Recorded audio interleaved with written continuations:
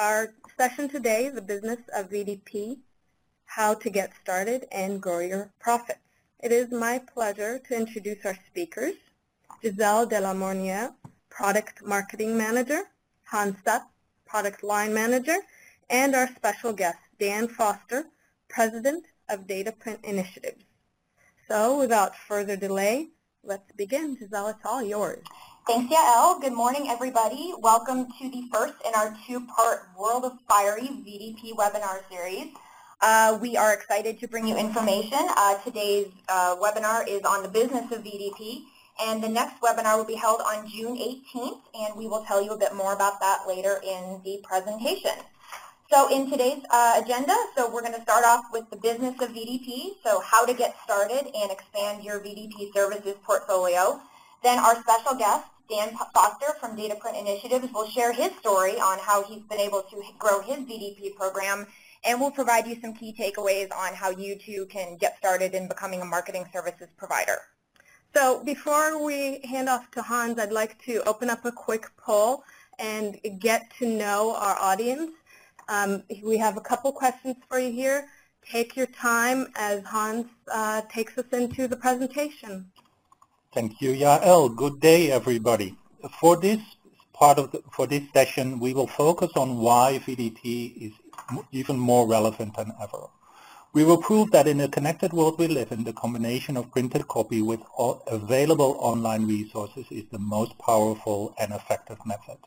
Methods that will increase conversion rates for your customers and grow volume for your print shop.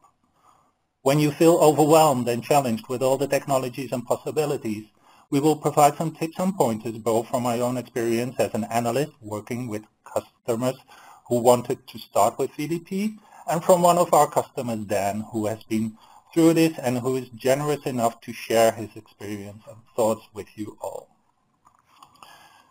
We, the industry and vendors, have been talking about VDP for some time now. But when you have only just started with VDP or still about to begin, you could ask yourself the question, isn't it too late? Is it still worth it? Hasn't Google made personalization via print obsolete? We can answer that question with a resounding no. Not only is print alive and kicking, consumers actually prefer to be addressed in a personalized fashion. That email from my car dealer is sent to my spam folder, but the personalized flyer they mail me via the postal service with offers for car maintenance has my full attention. Multiple studies show consumers trust print above television and online media. When asked, 76% of small companies interviewed by InfoTrends indicated a mix of print and online as an ideal marketing mix. It is important to understand how to be able to support this ideal marketing mix. As one moves away from print only to print and online, research shows a substantial increase in both response rates and, more important, conversion rates, the richer the combination of print and online. VDP and cross-media is essential for volume growth. While in-plant still has some catching up to do, research by InfoTrends shows there are significant gains to be made for print-for-pay environments. And when asked the question, how profitable are the campaigns that use the following combination of media channels, online supported by print yields 164% greater revenue, and our guest speaker Dan has some great insight about how this is. Studies have shown that a connected VDP campaign is more effective for your customer. How does one go about and apply that to your jobs? In this section, we'll explain the 4 types of connections one can make between print and online. The first one being quick response codes or QR codes, personalized URLs or PURLS, augmented reality or AR, and lastly, near-field communication or NFC. Getting to know these connections allow you as a printer to become the one that introduces one or more of these connections to your customer. QR stands for Quick Response Codes, and the use of QR codes is widespread. You probably have seen QR codes on your flight ticket, on your coupons, on packaging. For these types of applications, airlines and grocery stores use bespoke scanners to interpret them and trigger actions like welcome aboard or discount applied. So what else can you use QR codes for? Research has shown that 43% of interviewed consumers in 2013 have interacted with a QR code on some level. That's up from 24% in 2011. And consumers interact with QR code mainly to get additional info, to get access to a coupon, or to download music or mobile apps. This research shows one aspect about QR codes one should be aware of. Understand the context of the information you would like to share via a QR code. Downloading an app on your smartphone makes sense because it's cumbersome to type in the URL to an app store. Automatically adding calendar events or contact information provides convenience. To get started with QR codes, there are many online solutions available that allow you to take a URL, a calendar event, or contact info and convert that to a QR code. Some of them provide paid tiers to track usage or to beautify the code with a logo, for instance. I mentioned 2 solutions in this slide I have used regularly in the past, but there are many more available. As for QR readers, again, there are many QR readers available for all the leading platforms. Here's a tip. Don't assume customers have a QR code reader installed, and you might want to add a call to action to install one. Some of the best practices when using QR codes. Explain why someone should scan a QR code. A square block filled with lots of other squares doesn't tell the users what's in it for me or why should I scan this code. Make sure one is actually able to scan the QR code. Placing a QR code on moving vehicles like buses or trucks is there a guarantee for a very low response rate. If the QR code is to be used to give access to additional information or a sign-up form for events, for instance, make sure the web page adjusts for mobile devices.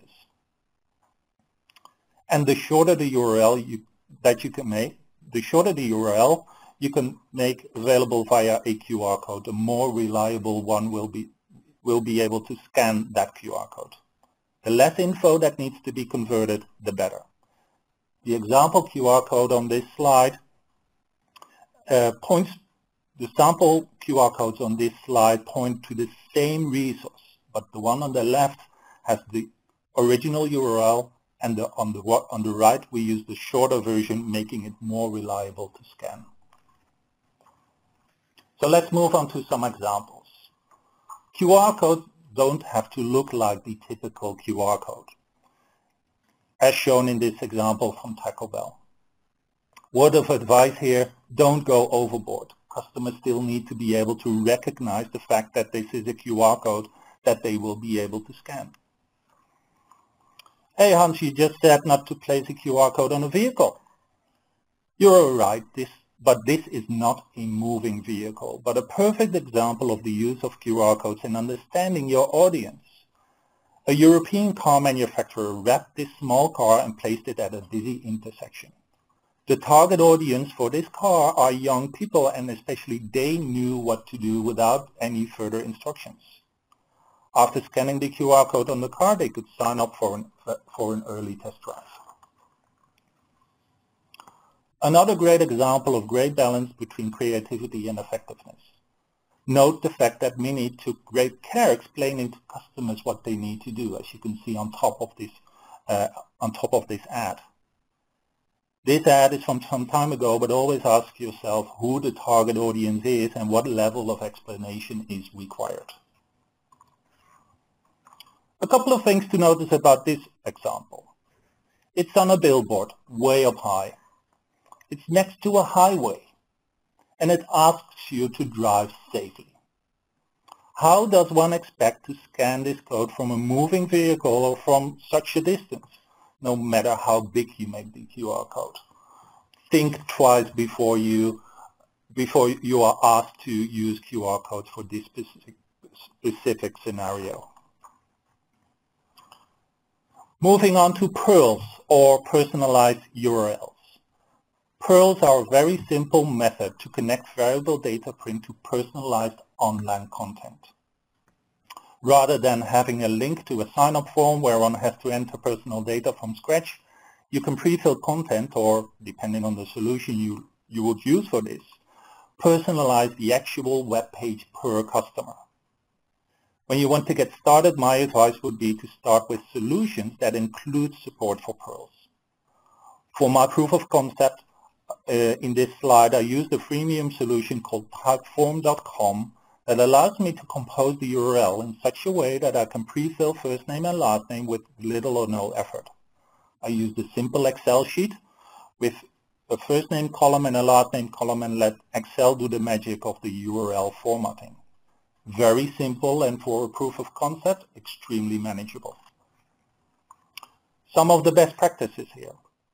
Depending on the solution you use to create PURLS, you always need to take the human element into account. One could simplify access to PURLS by converting them to QR codes, but again, make sure the user understands where the QR points to in this case. In this case, a personalized sign-up form. Don't ever obscure or hide where a QR code points to. The power of the PURL is that it's instantly recognized as a personalized component. So make sure if you link to a PURL, the form is pre-filled. More information about PURLs and how to use them will be shared by our guest speaker, Dan, who has a great example about the effectiveness of PURLs. The third connection between print and online is AR, or augmented reality. This technology augments printed copy with, most of the time, 3D generated content via an app that recognizes elements on a page. The page becomes the QR code, so to speak. Toy, not so much. Juniper estimates that in 2015, augmented reality as an industry is worth more than $5 billion. And while the technology was out of reach for most of us 4 or 5 years ago, it is amazing to find the entry level to implement AR has come down significantly. When I personally researched AR 4 years ago to use for an event, I learned there were no user-friendly ways to do this. I basically had to become a programmer in the Adobe Flash language if I wanted to start with this. I gave up frustrated by my apparent lack of programming skills. Today, companies like Layer, Blipper, and Digimarc put this technology in the hands of printers like you.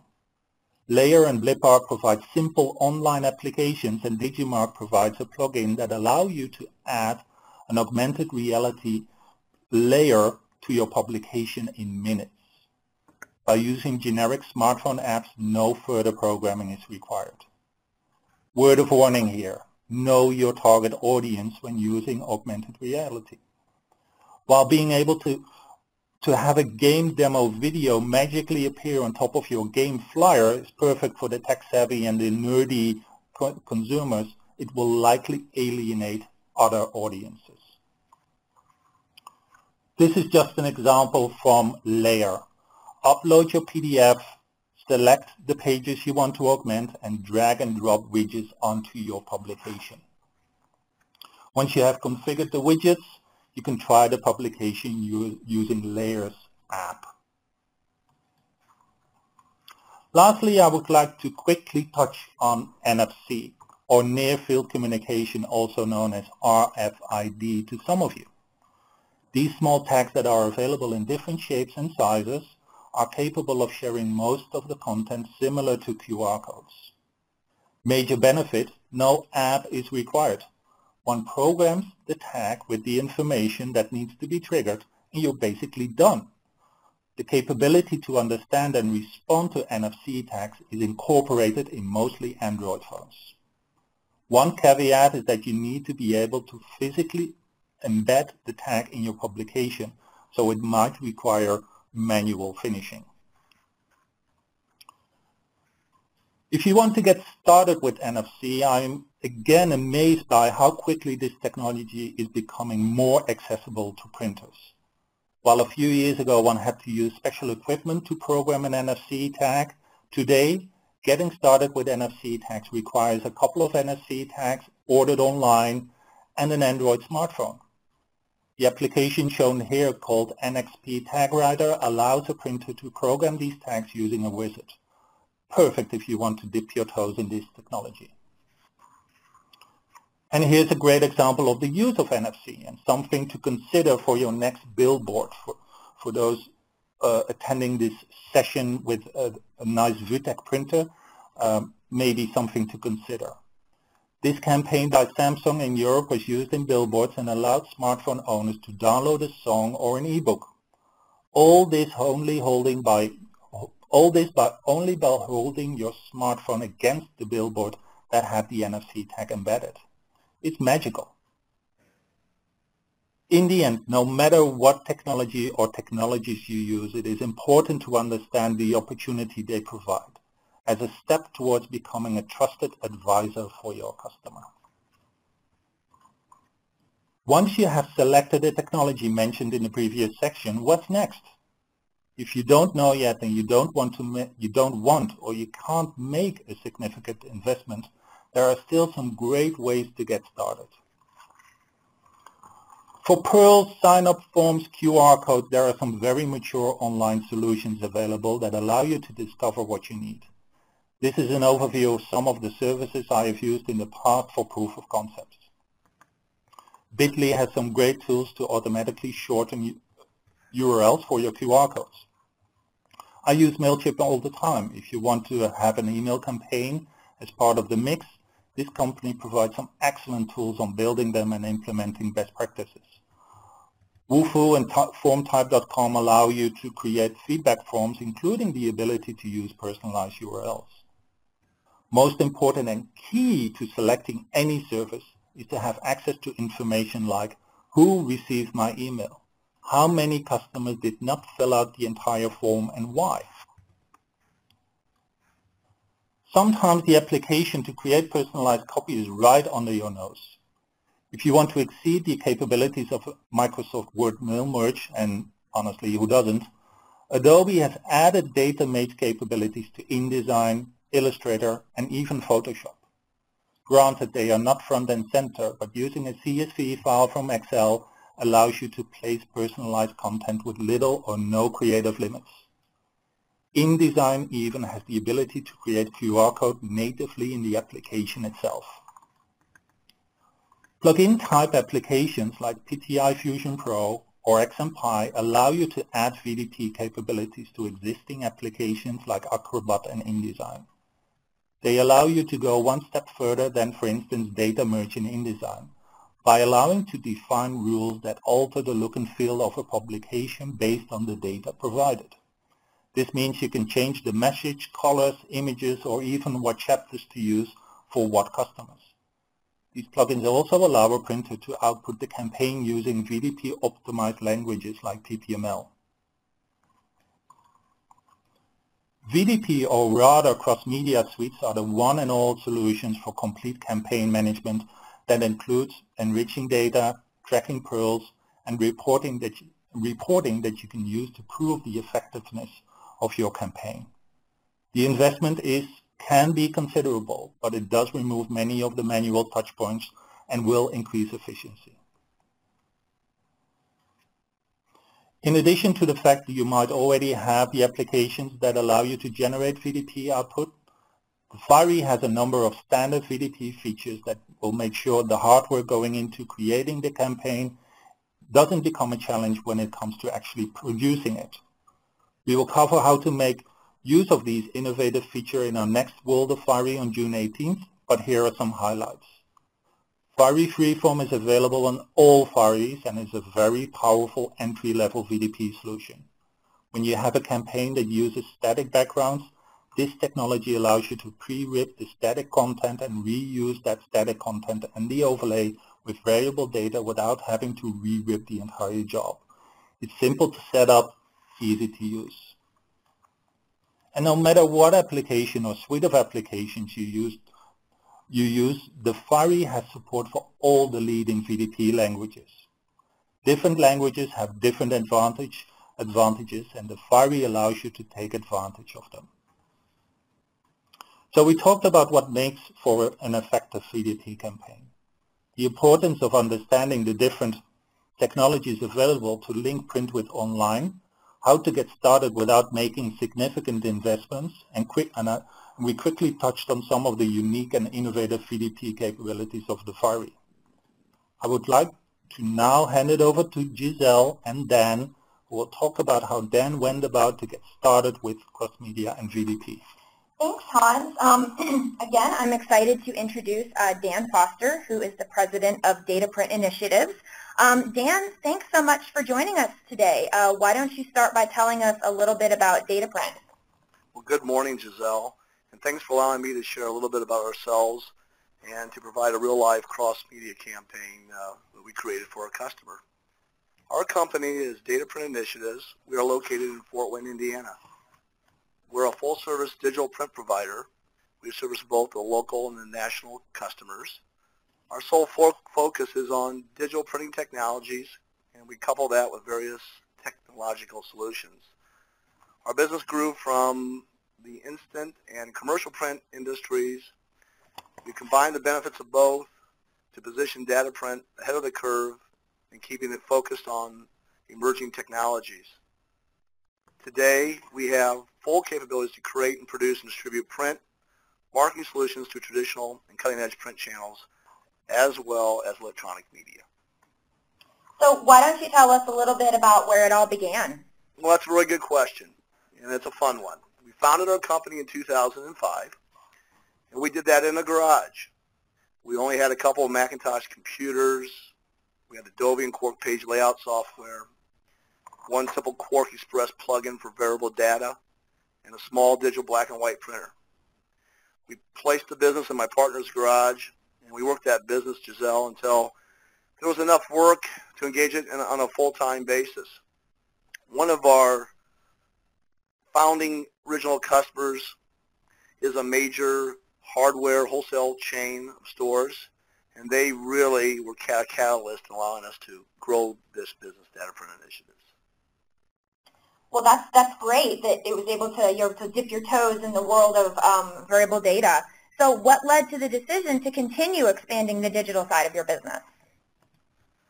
Well, there was a lot of changes in our local economy, Giselle. We had a fair amount of traditional commercial sheet-fed printers in this market space, and we had a fair amount of quick printers. Some of the quick printers were beginning to dissolve as technology was changing, and we felt there was a niche, if you will, to fulfill that area of digital, and we called the business, obviously, DataPrint Initiatives, created a new initiative. Our business started out in a 400 square foot garage. We grew it to a point where we needed another 1,000 square feet, and at that time, we moved my full-time partner into that business. At that time, we were in that location for about a year when we were approached by that same wholesale hardware chain, and we were asked to bid on a series of price volume guides for all their stores. We actually assembled that bid, Giselle. We priced it high. We expected not to be awarded the project, and to our dismay, we won the project. And that project was going to require millions of clicks of printers, and it was going to require a lot more space. So we quickly procured a 4,000 square foot space. We moved that business immediately, and at that time we realized we had to buy more equipment, and we had to make some serious decisions and look for further revenue streams so we could offer for our business. And at that time, we went ahead and we purchased a new direct image offset press. That direct image press, coupled with the digital, moved us into the hybrid variable data print arena on a much larger scale than we had been doing, and we no longer had a need for outsourcing commercial print. We also had, at that time, explored mailing. We added mailing to our business. Well, even though you didn't expect to get that job, it sounds like it was a great catalyst into really, kicking your business to the next level. So then you were able to expand from, print and hybrid print into cross-media campaigns, correct? That is correct. And our focus has always been to bring new services to the market for our customers. And since the inception of this business, there's always been a high awareness of technology and this constant yearning for us to adapt, if you will, this business in order to provide new services. At the same time, during that time, it's very important, there was an immediate rush for the printing industry to move towards the internet. And we recognized that there was a host of web-to-print services providers that were coming to market. We purchased a software solution from a company at that time called Online Print Solutions. Soon after we purchased that solution, they added a cross-media component to that. And then we likewise deployed that. But again, being a digital printer, our focus was looking for all the possibilities for growth. Well, DataPrint really embodies, the term today, marketing services provider. So what do you feel is your role as a marketing service provider to help your customers get the best ROI out of their projects? A great question. We break it down into several items. A consultative approach. Our philosophy has been that every customer and project is approached from that consultative sale perspective. We're fortunate that we have a cumulative work experience in our staff here of over 110 years. And obviously human resources is the most valuable asset that we lean on. And that helps us to provide some really heavy dividends in securing some new opportunities and some new business. Likewise, on the opposite side of the coin, our strong suit is not being a marketeer, if you will. But we work with some of our marketing clients to allow them to assist us in ideas and concepts. Second thing is we listen to the customer. Discovery is so much important. When you start to work on variable data projects, start to work on cross-media, you have to listen to the customer's needs in order to accomplish that specific event marketing campaign. We try then to repurpose that campaign around everything that is data print. The earlier you engage your customer, the better. That is very simple. The more knowledge you have about what they're trying to achieve, the more likely you'll be successful. Asking the right questions of your client is so vital. And as we're talking to our client, we're listening, we compose a conscious checklist of our product offering and how it can help them. And good or bad is very important, even though at the end of the day we are ink on paper, that the cross-media solutions don't just utilize print channels. We have to engage the internet. We have to engage email, sometimes text messaging. And it does go against our grain, but it's just the business today, and you have to be willing to explore new opportunities. Absolutely. So I think one of the things that our audience is most interested in hearing today is what is the business impact of integrating cross-media services into your VDP portfolio? Well, certainly we want to create additional revenue, Giselle. I mean, we're all looking for that. Our revenue historically has been from printing and mailing. But now we get printing, mailing, and we get campaign management, creation, deployment, and with that comes really some really high value added services. Historically, when we look at traditional printing, we've seen in the value added category somewhere between 60 and 70%. But when you add these professional services to your mix of products that you offer, that brings it up to 100% value added. And those are revenue streams historically that we have not seen. One unique thing that we do on our fourth bullet down there, you see it says PURLS or postage, a little hint. Sometimes we approach a customer about providing a cross-media campaign, and sometimes they get they're unsure. You have to keep it simple and easy for them. So we take PURLS and we look at those as postage, and we will often roll that into the postage cost. Again, just a way to make it palatable for the customer. That's a great way for them to be able to wrap their head around, the true costs of what this will be for their campaign. Right. So you've presented the full picture, so why don't you tell us a little bit about the tools in your toolkit for creating the cross-media campaigns? Sure. Well, obviously we have hardware and we have software. On the software side, we use Fusion Pro, XMPi, EFI's Online Print Solutions. On the hardware side, we are utilizing the Ricoh 901 production device with a fiery front end and a PressTech DI. What is very special for us is between the EFI online print solutions component and our fiery. They're compatible with one another. Likewise with the Fusion Pro product and the XMPi, the variable data streams, the fiery does an exceptional job for us in feeding and digesting the data going to it. It makes it efficient. It's really important. The one thing I want to note, and we've been talking about solutions. I mean, I've had other printers ask me questions about, tell me what solution there is. One single solution. There's not one single solution. There's not one that will fit everyone. You have to do your homework. You have to engage your vendors, and the hardware manufacturer to get the optimal results from all the tools you have in-house. So let's talk a little bit about a case study that really demonstrates how cross-media can really take VDP campaigns to the next level. Sure. Back in 2012, we have a customer in New York City who was about to turn 25 years in business.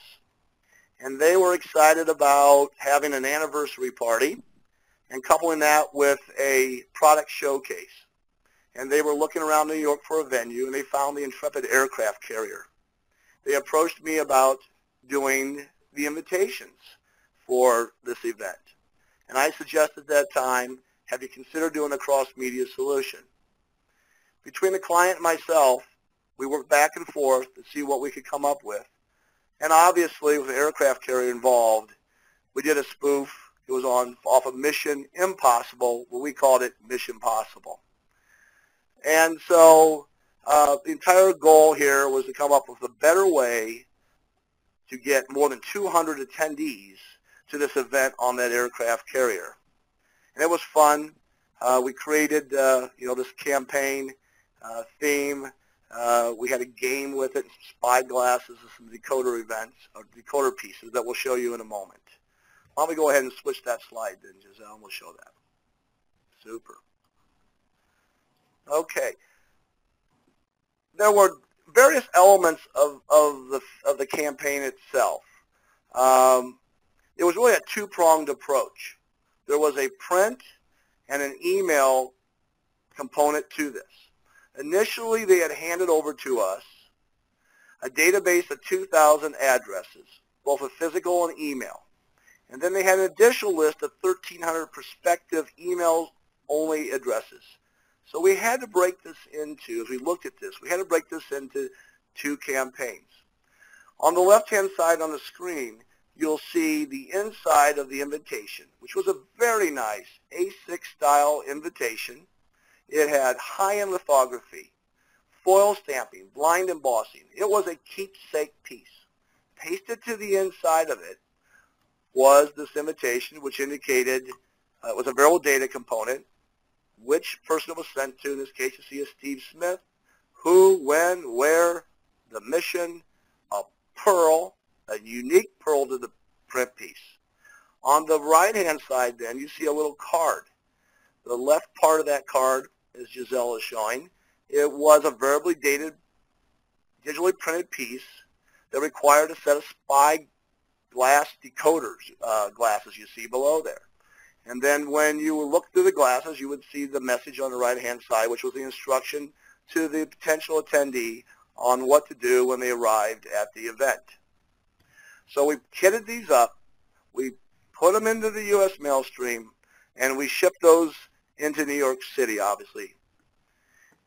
On the first week, when we back up, we'll do the cross-media component of this. Then additionally, we did 3 follow-up emails. This would be in the first campaign. And in the second campaign, we also did for the 1,300 list of individuals the emails. It was important to note that the follow-up emails was the catalyst for making this a successful campaign. We also provided the cross-media solution. We did all the programming. We did all the art. And we provided the back-end statistical engine, the analytics, and so forth.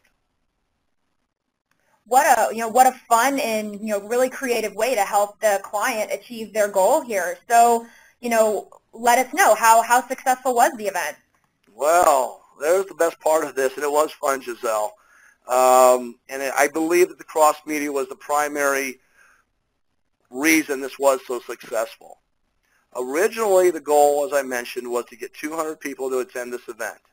We ended up with over 800 people, which is more than 4 times than what we originally expected. As we went through the process, after the first mailing in the first week from the printed invitation, we got 200. The second week, after the first initial reminder email, we went up to 400. I immediately made a phone call to the client. Do you want to stop? They absolutely said no. Let's keep going. We sent out the third reminder email the next week. We went to 600. Called them up again. Do you want to go? They said, do you want to stop? They said no. We kept right on going, and we went to 800 registrants the week before the event. So the response rates from this direct mail campaign, the first campaign, which was 2,000, that we had physical addresses for, and then the other 1,300 we had the emails for. The print campaign was viewed over at 60% response rate from the first email. Of the 40% remaining who didn't open or respond on the first try, 35% of the secondary follow-up emails were opened. That first print and email campaign results in 2,000 people were invited, had a 400-plus RSVP response within the first 2 weeks. Now for the 1,300 piece on the email-only campaign, the personal URLs were looked at by 50% of the people who received them. The RSVPs in the first 3 days were 15% of 1,300 people who received the email. And this took off much quicker than we ever expected. And frankly, Giselle, it had us worried the print wasn't going to be as effective. But here are the facts. In the print campaign, on the first 2,000 pieces mailed with the follow-up emails, we had 450 RSVPs from that. That was a 22.5% success rate. On the 1,300 pieces of the email-only campaign, we had 200 attendees with a 15.38% success rate. But here's what's most important.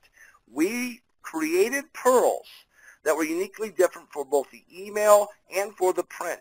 And we recognized that the PURLS for the print were being responded to, and they must have been left on their desks, and they were responding to the printed piece.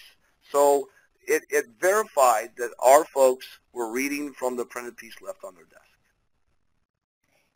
That's a fabulous story, and that really shows, really the power of print combined with cross-media. So looking back on the Mission Possible campaign, what do you think were the keys to its success? Well, obviously, as I just mentioned, we feel that print was extremely important. With that high-end printed invitation, it became clear to us that that tactile piece, if you will, was the first and most dramatic piece of the puzzle in creating awareness for the event, even though it may not have been the key to getting attendees to the event. Second thing was being creative. We developed a great theme for our event, and we focused on making it fun. Of course, when you have an aircraft carrier, it makes it a little bit easier.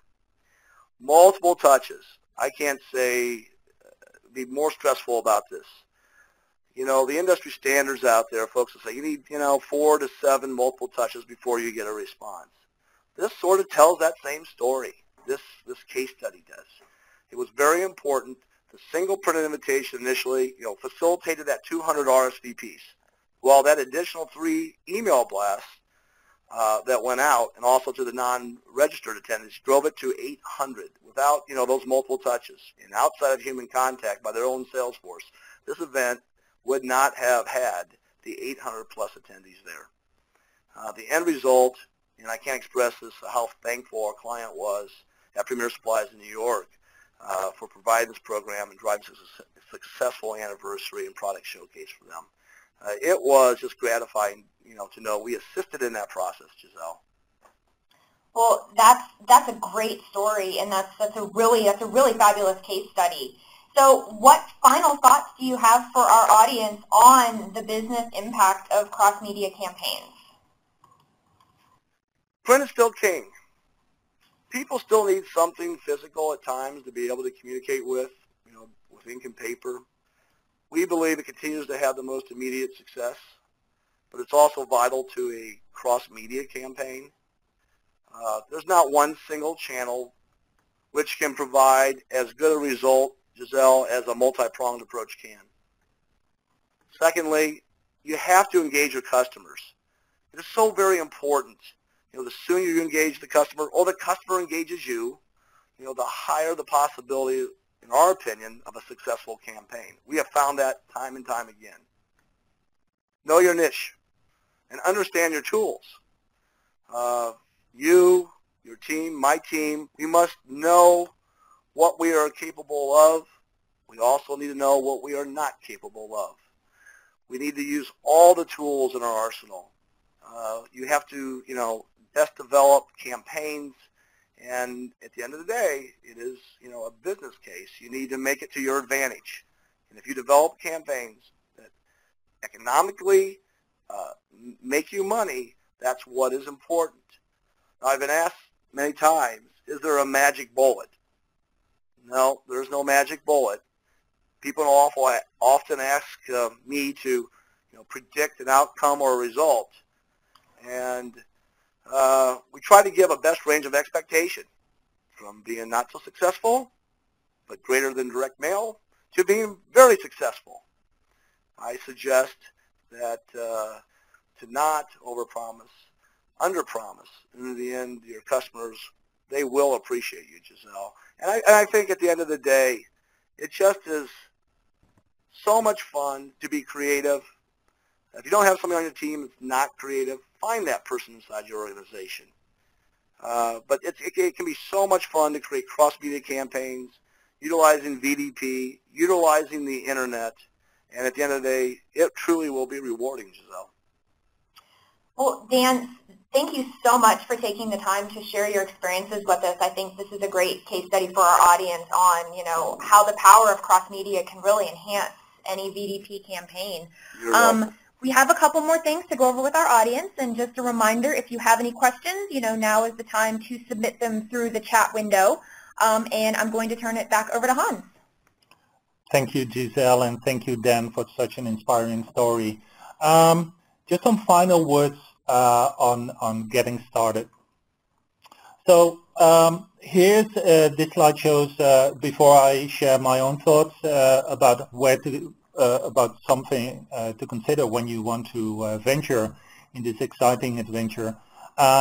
This is the result of a study done by Infotrends of what your colleagues have done, what other printers have done who have started cross-media or who have become a marketing service provider. I would like to highlight three things here. One is the training, second is the self-promotion, and the last, which is obviously maybe also important, is the planning. So taking it step by step. And again, this is just a couple of thoughts and some advice based on what you've just heard from Dan. It's actually proof that all the information that we've shared over the last decade, it actually works. So from talking to customers, from guiding customers, helping customers, first and foremost, have a plan and set goals. When you talk to customers, or if as a printer you have decided, yes, I'm going to go for it. And again, it's not too late. I'm going to go for this. Sit down and have a plan. What is your goal? What are you trying to achieve? Search your organization or look at employees, like Dan mentioned. Who is the creative person in my organization? Who can help us? Who has access to data? When you talk to customers, understand that sometimes the data isn't very easy to get, or sometimes if you want to enrich this data, that you need the help of other people. Having a plan helps you plan that accordingly. As I've mentioned before, know your audience. If you want to use PURLS, if you want to use QR codes, be aware of the audience that you want to address, and that is tied to your, if you want to set goals, also find the target audience that you want to address and make sure that you choose the right connector between print and online that will be able to address that audience. Very important, measure performance. Not just for you as a print shop or as a printer, but most importantly to your customer who has agreed or has asked you to do this. Do you have the skills? One of the things that I've tried to show you during this session is there's a plethora of applications online and native available, is that you can start and look for the tools that fit your organization or that fit the skill set of your employees. And maybe the most important advice, eat your own dog food. The simplest way and the low-risk way to start with VDP and cross-media is plan a campaign for yourself. Define the customers, look for the customers that you want to address, and define the campaign that you want to use for self-promotion. As you've seen in the previous slide, self-promotion is a key part of getting started. There's excellent way to get started, and there's no, if you fail, there's nothing, that there are no big consequences. You can see this as a learning experience. So with that, I would like to hand it over back to Giselle for some additional resources. Thanks, Hans. So a few more resources we'd like to share with you that we have available, and don't worry, you'll get the links to all of these in the follow-up email within a few days of the webinar. Our free guide, ABCs of VDP, that gives a very general overview of a lot of the things that we talked about today. We also have our free Fiery FreeForm kit. As Hans mentioned, FreeForm is included on every Fiery digital front end, and we've provided a set of samples that allow you to learn more about FreeForm and see the power of what you can do with it. We've also got our Fiery VDP Solutions presentation, which is an animated PowerPoint that actually shows some FreeForm applications and how they can be put together to provide a powerful entry-level VDP solution. A promotion for our next in our series of World of Fiery VDP webinars is on June 18th. Hans and I will again be talking about 10 ways Fiery tools make VDP easy. So we definitely want to encourage you to register for that. We will again feature a special guest speaker. It will be Jeremy Diamond, the Research and Development Manager from Sendout Cards, an online greeting card and gift company, and actually one of the fastest growing network marketing companies in the world. So Jeremy will talk to us a little bit about how they handle massive volumes of complex variable data for quick processing. And as Dan mentioned, he uses EFI OPS in his business. And if you're interested in learning a bit more about OPS, the next introduction and overview webinar will be held on July 24th. And again, you'll get all these registration links in a follow-up email. So as a special thank you for everyone who's attending our VDP series, we will provide a free 3-course bundle of e-learning for all registrants. It includes 3 classes that are focused on VDP, Fiery VDP Basics, Fiery VDP Tools, and Advanced VDP and Imposition. Again, no need to hurriedly write all this down. You'll get all the information on how to register in a follow-up email. And again, for all of our extremely interested attendees who come to both our VDP sessions, you will get a 10% discount off a Fiery Professional certification. So that allows you to really capitalize on all the knowledge and experience that comes with, becoming a certified EFI professional. So make sure you go ahead and register for the June 18th webinar if you haven't already, and we will get you information on how to take advantage of this after the webinar on June 18th. And finally, our resources page on our website, which is a one-stop shop for everything users need to know to get the most out of their Fiery server. It's got educational resources, downloads, and support documents all in one place. So with that, we want to thank everyone for listening to our presentation today, and we will officially open things up for questions and answers. All right. So Before we begin with the actual questions, we do have some people asking about the recording, getting copies of the slides, and the other resources, Giselle, you just mentioned. So the answer to all those questions collectively is we will send a follow-up email with all the information and links to the recording and the resources within a few days. If you don't get it within a week, you can certainly get in touch with us at wof.efi.com, and we will make sure to get back to you. We did have a question about somebody wanted to, again, get the names of the presenters. So we had Giselle Delamorniere, Hans Stapp, and Dan Foster, who's our guest speaker from DataPrint Initiatives. So with that, let's start with the first few questions that we have here. The first question is there any free software or plugin for Adobe programs for creating any version of PDF VT? So we have, during this session, I've highlighted just some of the applications that are available as a plugin for Adobe Acrobat and Adobe InDesign. While I don't, these are just some examples that I've shared. There are some others available. I do not know of any free plugins that allow you to output PDF VT in this case. But you can always, what always helps is to reach out to via your vendor or via directly, is to reach out and see whether they have a 30-day trial or a test version available of these plugins. All right. We also have a question about the sort of question comment indicating that not everybody now gets a lot of emails. Do the follow-up emails, don't they get missed because, you know, their inbox is full?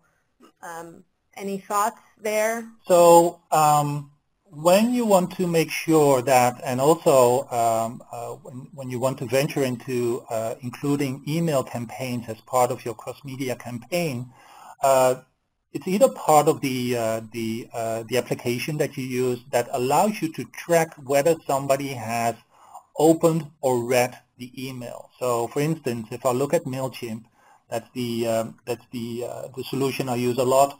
That allows me to get a report on if I send an email to 100 people who have actually opened that email, and those people who did not open that email. I can then use that information to send reminders.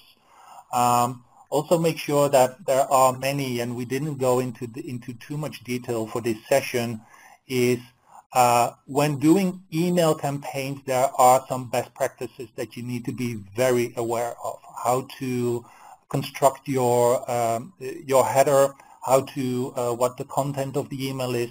Use a trusted company, because otherwise your email will go straight into the spam folder. Again, my advice would be to look at MailChimp.com or any similar companies to get more information about this. Is OPS from EFI a freebie? No, it's not. So please go to the EFI.com webpage to get more information, or otherwise attend the webinar that we will host in July on the topic of OPS. Is there a better way to do this so that I don't have to go through this sorting nightmare? I'm trying to guess here what is meant, but by going through the sorting nightmare, if you mean about sorting addresses in such a way that they are eligible for postal services. I know that FedEx, DHL, UPS, and also local postal services and have the ability to provide a list, and they will enrich that data, that list with the correct sorting order and some additional tracking codes that are required. For instance, when you want to send something via FedEx or UPS, that's part of the offerings or the services that those companies provide. If you're working from home, or if you have a really small company, or if you're a one-person shop, basically the simplest way to get started, and this is a question about somebody with a Konica Minolta, what's the simplest form of VDP I can start with? Most definitely Fiery FreeForm. We will go more into much more detail about this in 2 weeks, but Fiery FreeForm is application independent, and it allows you to very quickly, very efficiently produce VDP documents using the Fiery. So there's a clarification about the sorting. Okay. The question is about ticket sorting, and I think it might pertain to some of the information this attendee provided about imposed 15 up. So what I'll do is I'll take this question offline, and I'll provide an extensive answer in the offline feedback. I will most definitely get back to that because I think we can easily fix that. Does EFI have any free VDP plugins above entry level? We do not have any free VDP plugins besides the, as I've mentioned before, FreeForm, and depending on the generation of your Fiery, advanced FreeForm. Please have a look at the e-learning resources that we've shared. Some of the resources that we shared, there are some excellent how-tos on how to get started with basic FreeForm and some very advanced examples of advanced FreeForm, where the example is how to create a customized calendar using advanced FreeForm. So my advice would be to look at that to see whether that works for you. And again, June 18th, in just a couple of weeks, exactly, we will go some of the details, touch on some of the things that the Fiery provides. So we encourage you to register for that. Yeah. Last question, what version of Adobe CES do you need to create QR codes? From the top of my head, that's the second to last version of Adobe InDesign. 5.5? No, it's not 5.5, it's 7. 6 or 7. I will get the definite answer on that in the offline responses to the questions that have been asked. So we are at the top of the hour, and so if you had any questions and we didn't get back to you as promised, we will get back to you. What we'll probably do is take all of these questions and provide this sort of as an FAQ so that everybody can get the benefit of the answers. Again, to reiterate, we did record. The recording will be available to everybody. We'll send you information in just a few days. So just be patient. Hopefully you found this very helpful and useful information. And we look forward to seeing you join us in 2 weeks. So with that, I want to thank our speakers, Hans. Thank you, Giselle, and of course, our guest speaker, Dan Foster. Thank you so much for sharing all you did about DataPrint and the wonderful Mission Possible story you had for us today. So have a great day, everyone. We'll see you in 2 weeks.